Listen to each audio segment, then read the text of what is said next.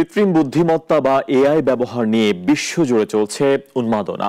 খরচ কমানো ও মুনাফা বাড়ানোর আশায় কোম্পানিগুলো হাজার হাজার কোটি ডলার বিনিয়োগ করেছে। কিন্তু যুক্তরাষ্ট্রের এমআইটির এক গবেষণায় দেখা গেছে বেশিরভাগ কোম্পানি এআই থেকে কোনো বাস্তব লাভ তুলতে পারছে না।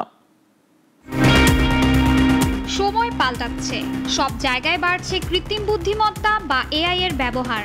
আছে নেতিবাচক দিকও। এআই নিয়ে এমআইটির 2025 সালের the gen AI divided state of AI in business নামের নতুন গবেষণার তথ্য প্রকাশ করেছে।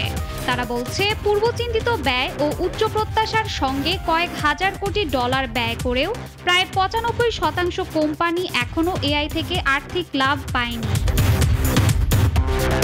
জানান সংস্থাগুলোর 80% টুলগুলো পরীক্ষামূলক পর্যায়ে ব্যবহার করেছে আর 40% সম্পূর্ণ কার্যকর করেছে, কিন্তু ফলাফল মূলত ব্যক্তিগত উৎপাদনশীলতা বাড়ালেও মোট লাভে কোনো প্রভাব মিলছে না।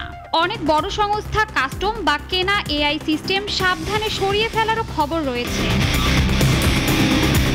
সম্প্রতি অ্যাবেলো প্রকাশ করেছে তাদের গবেষণা, যেখানে সিনিয়র মডেলগুলো সার্কা এবং পূর্বধারার ওপর কার্যকর, কিন্তু নতুন বা জটিল চ্যালেঞ্জে পারফরম্যান্স ড্রপ করে।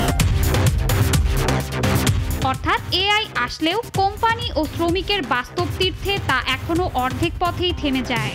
যেখানে প্যাটার্ন পরিচিত সেখানেই এআই কাজ করে, কিন্তু বিশুদ্ধ যুক্তিবাদ ও মানব বুদ্ধিমত্তা এখনো অপরিহার্য। শাশ্বতী সরকার, নাগরিক।